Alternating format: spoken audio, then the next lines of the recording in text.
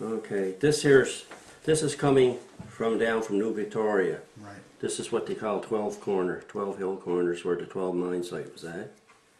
So That's 12. Yeah, How do I the get 12, this? the 12, I marked 12 there for you. Yeah. That's the 12 mine site. You come down the road. This here one could be the way this is looking because it's such a large area taken.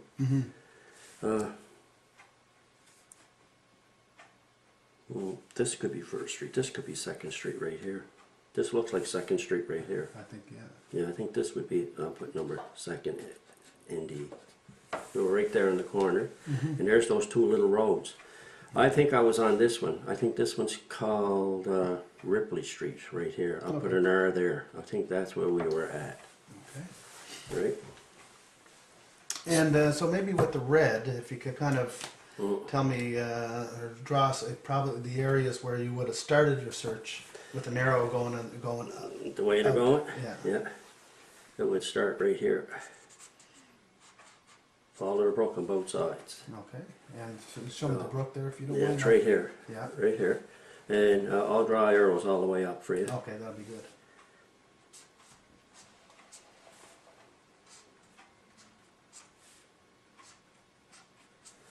And right here there's a bridge that goes across the brook here. We used to just call it the Brook Bridge. That was our shortcut when we used to go. I lived on 2nd Street all my life, and when I grew up there, we used to have to cross the bridge to cut up through 12 Colliery to go to St. Agnes School. That was our shortcut to go to school. There's a little bridge right here at this area. I can put a B there so you know there was a little bridge across the brook. Okay, so then we carry on all the way up, past, all the way through. And then when the brook went like this, all the way and up, right up to the, and that's where we searched all the way up that way on both sides. And I think this is the pond up here. Yes, I'll put maybe a P by the pond where you used to swim. Pond, yeah, pond. And did the search go up that far? Yes, right up to the, and right around both sides of the pond. And there's a large embankment along there too. Right. Okay? That's where you used to dump some stone and everything there years ago, right? Right.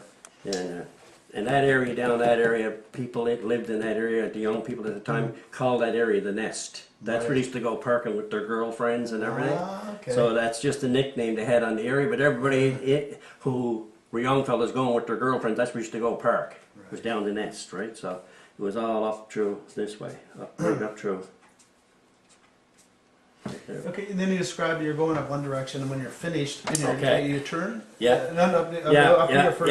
Yeah. So when, that's teams on both sides going up. So because they searched really close to the brook, they would turn around and stay. One team member would stay right by the brook, walking the whole edge of the brook, all the way down on both sides of the brook. And the other members would be shoulder length away from them, coming all the way back down. So, and it was kind of open. You would see somebody if it was laying 20 feet away from you, or something right at the edge of the brook. Right. And if they had a red sweater on, A red sweater, you see that way off, way up in the field, like along the brook, right? You know, like our searchers are good people, and I would not say this if this wasn't true. I would not make this up.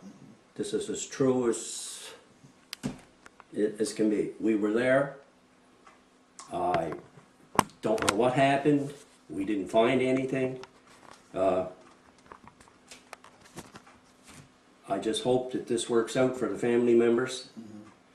It was only recently that when I received a phone call from you that they said they wanted to know if we were there because there was no mention of search and rescue being called in. And when I said, well, when I talked to you, I said, Ray, we were there.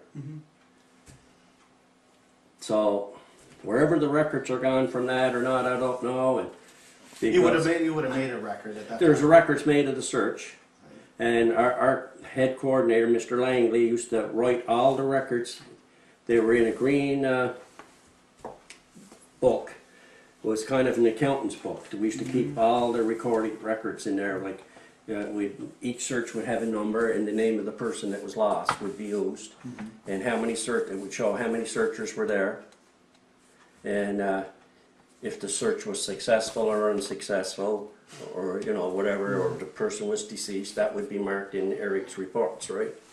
That's the way they always kept records. Each team had kept their own records, right? And you would have made a record that night of. Though there was, if there was something found, yes, and even if there's nothing found, we just we'd write in, search over, it's incomplete, nothing was found, right? Right. And so that's all that would be in that. Yeah, it'd be nothing major, and it just we searched the area, nothing was found.